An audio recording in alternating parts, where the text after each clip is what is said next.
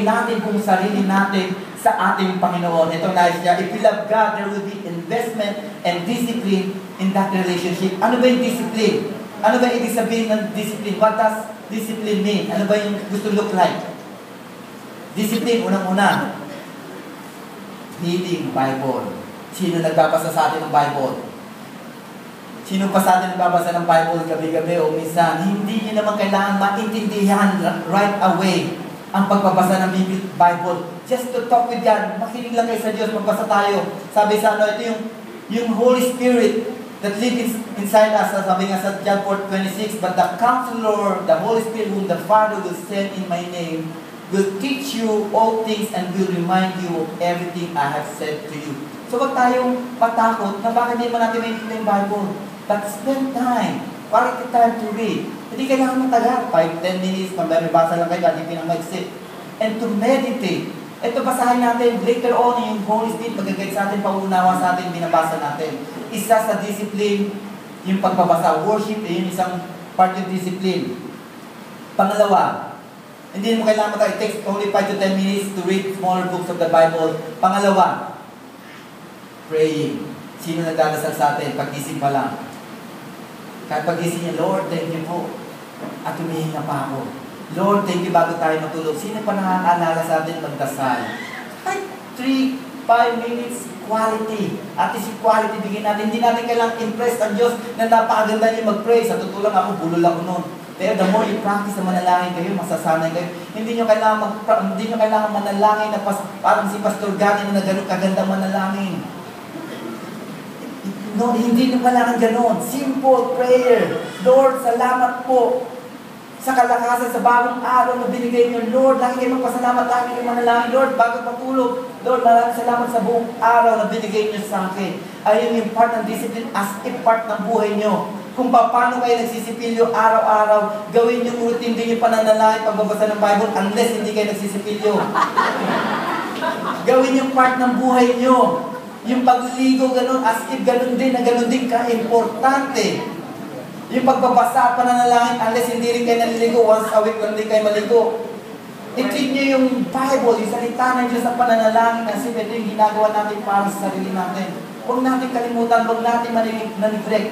Kaya yung isa natin, ang ganda ng press start natin, bawat ginagawa natin, mag-practice man tayo, o pagpasok sa eskwela, o pagpasok sa trabaho, once we start with a simple prayer and meditation, napakagaan ang pakiramdam natin, na may less stress, mas lalo tayong gumagaan yung trabaho natin, hindi tayo naiirita.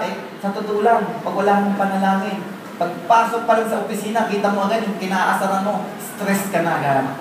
Stress ka na agad, gusto mo na lang ma-stress. Talaga naman yung pagpasok mo pala kasama mo na lang, pagkita mo pala, minsan may ganun makita mo pala yung mukha na iirita, may something na naiirita ka na. May ganun. So ito yung bagay na kailangan ipanalangin na continuous na gawin natin na para tayo makatagpos. Kadalasan, matalinong kaaway. Lahat ng weaknesses natin, kailangan patuloy pag-pray. Kung kinaiinisan nyo yan ang kainisan nyo. Kung kayo nagdadrive naman sa traffic, ibibigay sa inyo yung traffic. Pero yung taong kinaasaran nyo, sa lahat-lahat ng lugar, makikita mo pa yun. Ganun talaga susubukin yung temper mo, doon sa susubukin lahat ng kahinaan mo. Kung kahinaan mo, nag-iinit ulo mo pag wala kang pera, at tandaan mo lagi ka rin walang pera. Susubukin ka ng Lord yan, nang-aaway dyan, pero kailangan mo overcome mo yung para lalong dumali sa iyo. Once na overcome mo yan, tatantanan ka na yan Pero hindi ibig sabihin, stop na yung test na yun. Panibagong level na naman yan. Panibagong level. So we need to continue. Hindi porke na panagumpayan mo na, pag-stop ka na manalangin, Lord, pinagpipray ko itong benang ko, na sana mapanagumpayan ko. Minsan nilabas yung picture ng Macy's, ibang Macy's naman Kung eto nga, napanagumpayan ko, yung mga suliranin ko pa. So, kaya continuous na tayo bibigyan natin bigatin sa ating Panginoon. Hindi natin kailangan na talagang manalangin na talagang simple prayer, pero intimate. Ito lang kailangan natin. We worship God through discipline. Ito ang nais ng Diyos na kailangan natin kasama natin sa disiplina yun. Kung paano natin dinidisiplina yung sarili natin na maayos, kung paano tayo magbihis, kung paano pumunta tayo. Ganun din naman sana tayo. We aren't trying to hindi naman natin wini-win yung approval ng Diyos, but discipline will already have we through grace. Naranasan natin through grace ng ating Panginoon. Pero when you get along with God and invite Him to envelop you in His love, He never fails to meet you. Kung patuloy natin siya nakikipag-communicate sa Lord, patuloy natin siyang kinakausap, tandaan nyo, hindi kailanman papalya ang Diyos para i-meet kayo. Sa bawat panalangin nyo, sa bawat pakipag-ugnayan nyo sa ating Panginoon, tandaan nyo, hindi siya kailanman papalya para kayo kausapin. Ito ang nais ng Diyos. This kind of worship captures God's heart. Yung ganitong klase ng worship na kukuha natin puso ng ating Panginoon. Pangatlo, worship is beyond us. Pangatlo, worship is beyond us. Ang buhay ng ating Panginoon ay hindi para sa kanyang sarili. Ang buhay niya ay para sa ibang tao. Ay para sa kapakanan ng lahat. Sabi sa Galatians 2:20, my old self has been crucified with Christ. It is no longer I who live, but Christ lives in me. So I live in this earthly body by trusting in the Son of God who loved me and gave Himself for me. Ito yung act of worship na kailangan tayo we live outside ourselves and touch another's life. Kaya natutuwa po ako ngayon. Ito yung pinakamasayang araw ko. Kasi yung bunga nung nandito I'll be home for Christmas. Nandito kung saan sila nag-share. Hindi lang nila sinarili yung pag-ibig ng Diyos. At ngayon napakadami lang nadala ngayong umaga na nandito bisina. Palakpak natin ang Diyos. Kasi kagalakan na naramdaman nila nung natanggap nila ang ating Panginoon, yung joy na naranasan nila, ayaw nilang sarilinin, bagkus ito'y nais nilang ibahagi and to touch somebody else's life para ito'y maranasan din naman nila. Take all the opportunity. Kunin niyo lahat ang opportunity to share the good news, yung kabutihan ng ating Panginoon. Ganun po ako, lagi kong lahat ng pagkakataon kinukuha ko po. Kaya lagi ako tinatawanan ni Sister Del, kota ka na naman. Kasi ewan ko lagi yung share ko, talagang yung heart ko na pag may kausap ako, hindi ko pwedeng hindi may share yung ginawa ng Diyos sa buhay namin, sa buhay ko, kung bakit naririto ulit ang ngayon. Dahil gusto ko rin maranasan ng bawat sa yung joy na nararamdaman namin. Sa totoo lang, wala pang hihigit sa presensya ng ating Panginoon. Walang hihigit na fulfillment sa presensya ng Panginoon. Na-achieve namin pareho yung pinakamataas na pwede namin achievein. To the fullest, hindi po yung kalahati lang na-achieve namin, but to the fullest, naabot namin yung pinakamagandang buhay, pinamasarap na buhay, pinakamagandang trabaho, pinakamagandang sweldo, pinakamagandang bahay, lahat sa sakyan na drive namin.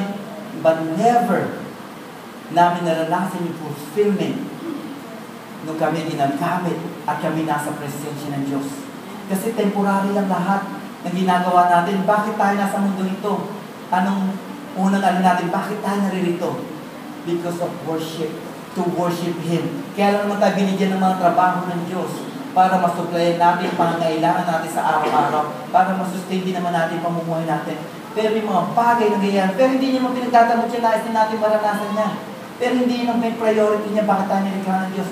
Nilikha tayo ng Diyos to worship Him. Nung unang nilikha niya, yung tao kasama pati pangangailangan nandun na. Hindi na nila kailangan magtrabaho, nandun na ay yung purpose is to worship God. At naniniwala ako, pag binubay na sa atin ng Lord, yung pangangailangan natin, bakit kailangan pa bumalik ng Amerika kung pinaprovide naman yung pangangailangan natin? And yet ngayon, malaya ako makapag-worship, malaya ako makapaglingkod sa Panginoon. Kaya sabi ko sa mga pastor, kung may trabaho ka ngayon, okay lang. Na huwag ka magpili sa trabaho mo. Pero kung ikaw na, pastor na, wala kang trabaho, magtatrabaho ka, hindi mo maganda tingnan. Kasi huwag po tayo magtrabaho. Bakit? Pinagdududahan natin kakayanan ng ating Panginoon. Pinagdududahan natin kakayanan. Never po nagkaroon ako ng doubt. Pinag-give up sa akin ng Lord, yung trabaho ko, mag-quit ka sa trabaho mo. Right away, nag-quit ako. Doon na ako sa airport, mag-sign na resignation. Talagang dali-dali doon. Muli na ako, kailangan ko na rito. Never akong binalikan ko ano man yung masarap na yung buti. Nakita ko, sabi ko, mas naging fulfill ang buhay ko ngayon. Mas masaya ako ngayon. Mas bumabata ang itsura ko ngayon. Dahil sa presensya ng ating Panginoon. Kaya nakita niyo yung itsura niyo, nagbabataan kayo ngayon. Kasi lagi kayo all smile, lagi kayo nakangiti. Sa totoo lang po, si Pastor Alfred, pabata ng pabata, nung nakita ko yan mukha lang ano yan Pero ngayon, na mga 20s na ngayon So ito nagkagawa nag